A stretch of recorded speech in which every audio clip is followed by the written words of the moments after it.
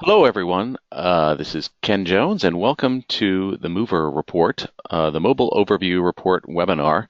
And this is our holiday smartphone update for December 2017. Uh, on the line with me, I'm Ken Jones, the Vice President of Marketing at ScientiaMobile. And from nearer to the North Pole, I have my co-host here. Why don't you give yourself an introduction? Yeah, close to the North Pole and Santa Claus, I guess then. Jon Arneseterås is my name. Not that close to the North Pole, Norway, but I guess closer than many people in the world. I'm the Vice President of Innovation and Products in ScientiaMobile. And yeah, I've been in the mobile space since the last century. All right. Thank you. Uh, what we want to do today is give you a quick overview of what device detection is and get into some of the new information we have about the iPhone launch and the holiday smartphone uh, usage that is going on. I think one of the things we wanted to do is get out a little earlier this time because we saw that there were some interesting trends going on with some of the newer smartphones that are being launched into the market, and we wanted to get that into the hands of people that might be interested about it sooner rather than later. So this is hot off the presses type of information. Uh, what we're going to cover is we're going to look at the iPhone X launch, and in relation to that, the other phones in that release, the iPhone 8 and the 8 Plus. We'll also look at that in context of the other iPhones. We'll look at the top Samsung smartphones, in particular their newer phones, the S8 and the S8 Plus. And then we'll take a look at how the launches for the Samsung versus the iPhone are faring. And we'll give you a quick update on the top devices in North America, Europe, and Asia. So just a quick introduction about what device detection is. ScientiaMobile is the leader in the device detection arena. And what does device detection do? Well, there's a lot of problems that people have related to the mobile web. And often it revolves around poor user experience or slow loading images or the need for greater analytics or mobile measurements. Our products, the Whirlpool device detection API, which we can tell you more about later, helps to improve the size and navigation for a website on a device and provides analytics about the devices that are visiting your sites so you can optimize our advertising or make the images appear faster. All these problems can cost millions in sales for e-commerce companies and other types of web organizations. And our tools are widely used by leaders in the industry like Facebook, Google, and Amazon. What you're going to see today is some analytics that we collect. These are available to people who register either in reports, or if you want up-to-date information, the Mover visualization tool is available to you. It's a great tool to get some high-level information about the device usage that's out there today. In addition to that, we also, the report that you see that we'll go over here is a snippet of some of the Mover data services that we provide. We can provide weekly delivery of a lot of this information that investment firms, consultancies, and a lot of other people in the mobile space use to study smartphone, tablet, smart TV, IoT trends, operating system trends, browsers, chipsets, screen sizes, and hundreds of other mobile web capabilities, as we call them. And you can slice and dice this by time frame, geography, device type, or device characteristics. If you're interested in that, please contact us. Another quick thing you can do is integrate a lot of this intelligence with your Google Analytics. Google Analytics is a very popular tool, but its mobile device detection is a little lacking. We can provide the more capabilities and more intelligence about the mobile devices that are visiting your site. And it's an easy 5-step process to get the information into Google Analytics. So let's get on to some of the data here.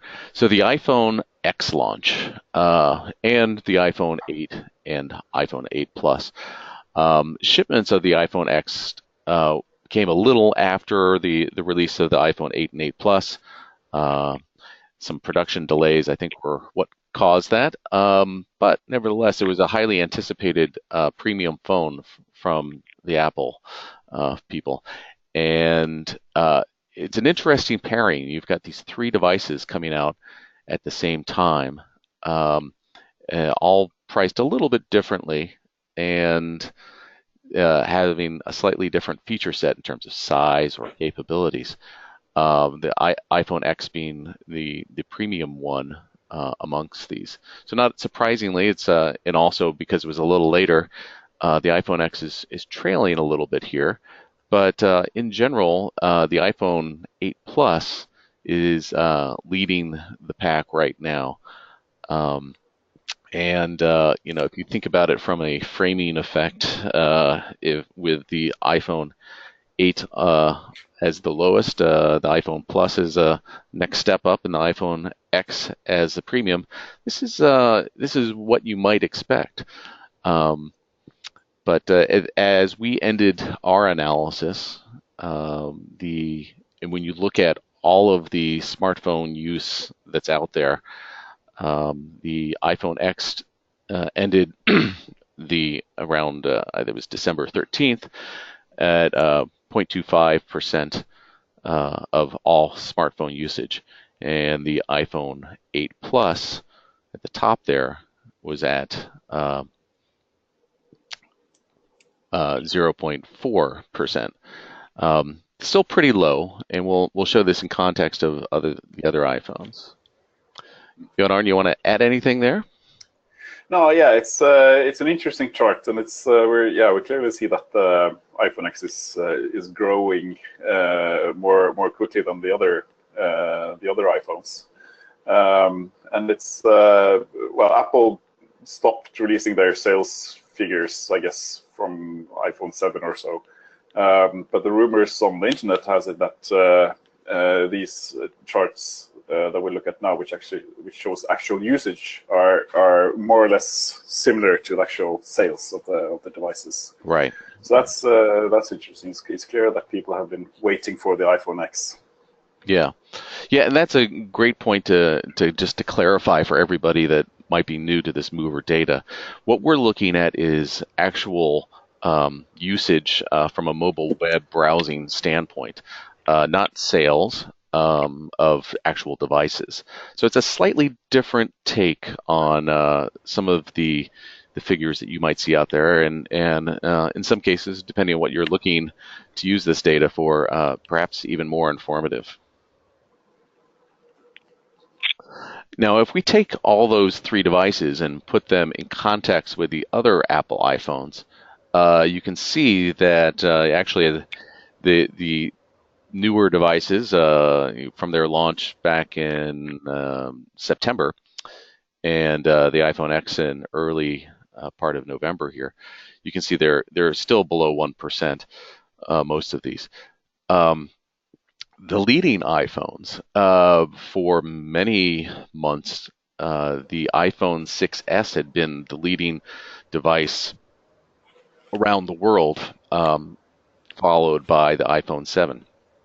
You can see that as the 8, 8 Plus, and X entered the market, there has been a drop off in almost all these top devices as people have upgraded from the 6, 6S, and 7.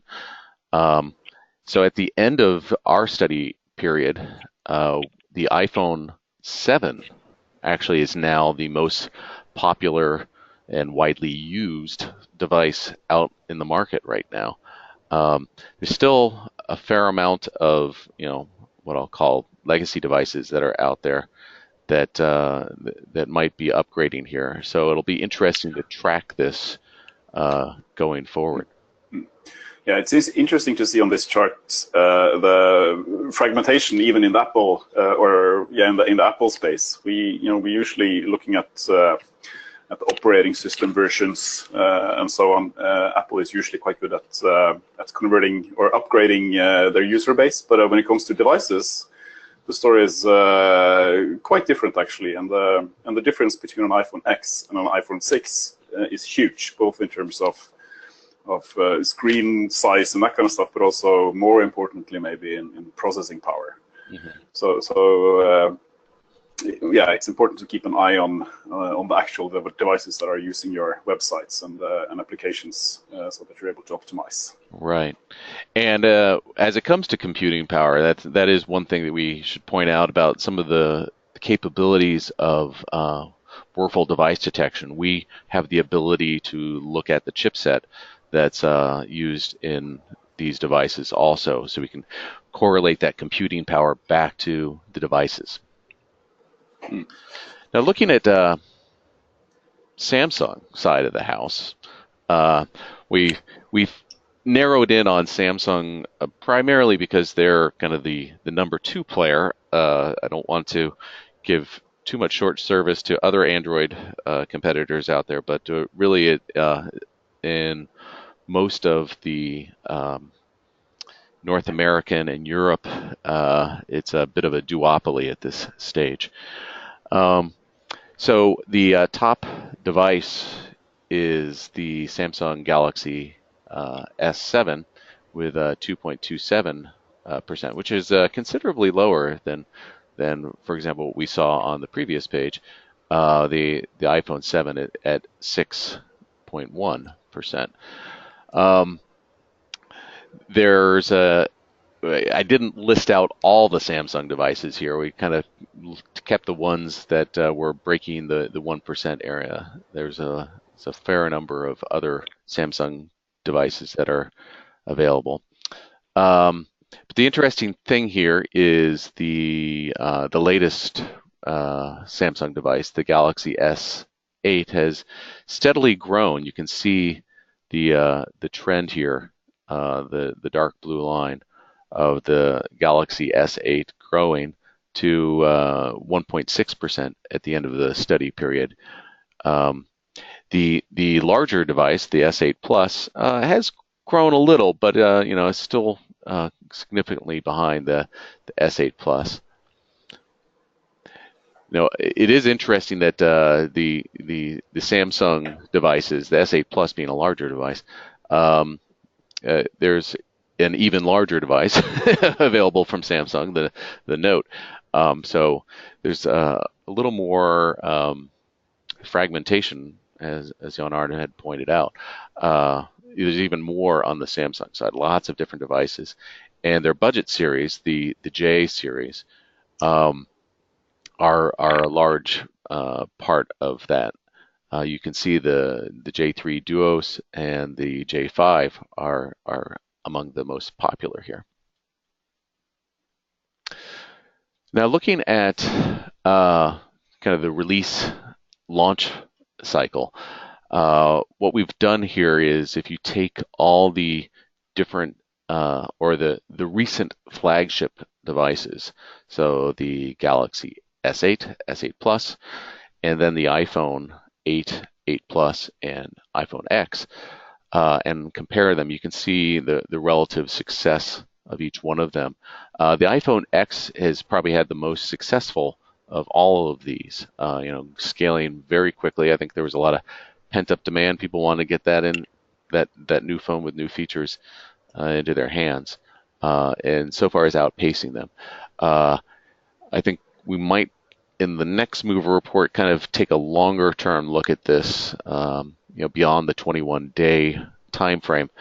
I can give you a quick overview that the Galaxy S8 and S8 Plus, they tend to have a good trajectory here, but they level out, whereas the iPhone 8 and 8 Plus seem to have a consistent upward trajectory. And it will be very interesting, maybe not necessarily in the fourth quarter, but maybe in the first quarter of 2018, to see how holiday smartphone sales impact the usage of all of these devices.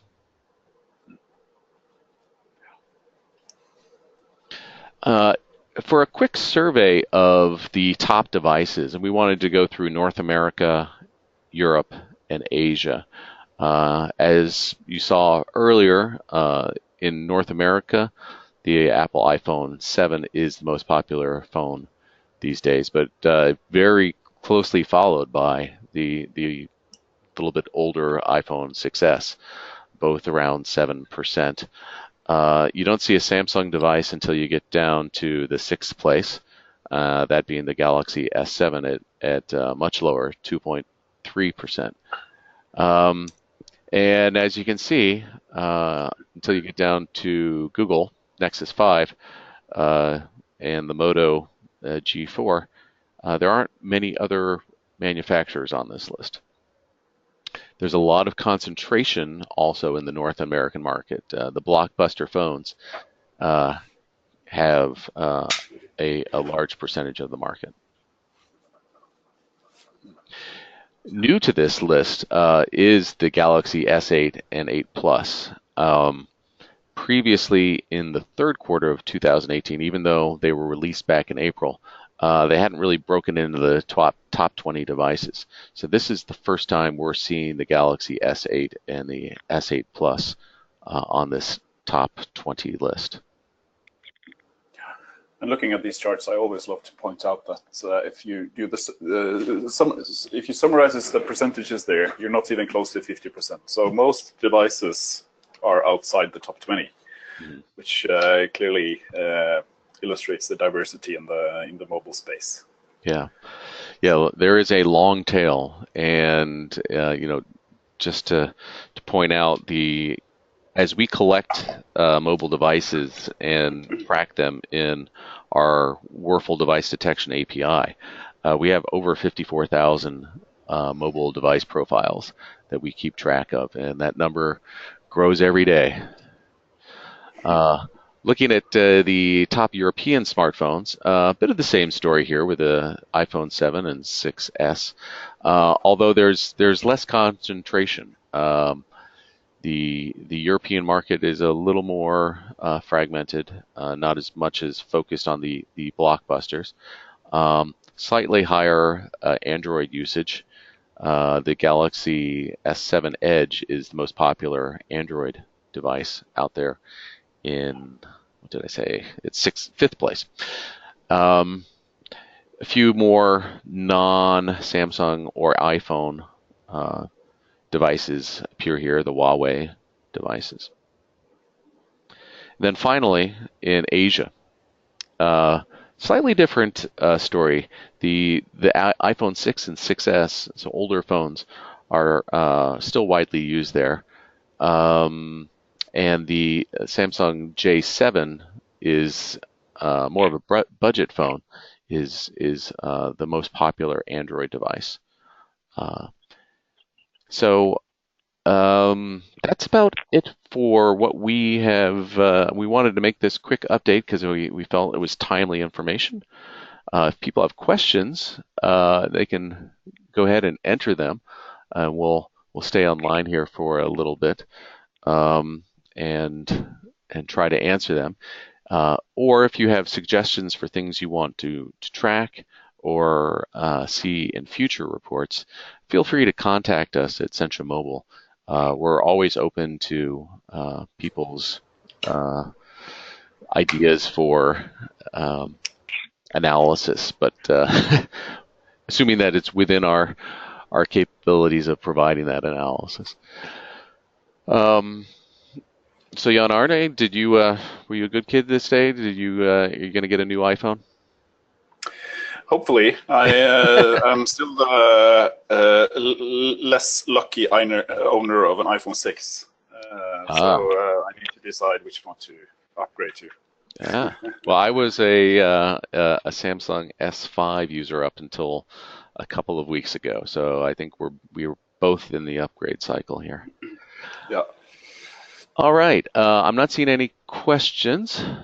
Let me kind of double check here. But thank you to everyone who has attended, and we are going to send out this presentation to everyone who registered for the webinar. So look in your mail in a couple of minutes here. And also, we'll publish a blog with uh, one of these slides available on it. And as always, if you feel like you like this stuff, register for the Mover Report. And every quarter, we will provide you with both the some of the data behind this, the actual report, and the PDF content, um, and another opportunity to listen to myself and Jon Arn explain it to you. So, thank you, everyone, and we'll catch up with you in the first quarter of 2018. All right, Thank goodbye. you. Happy holidays.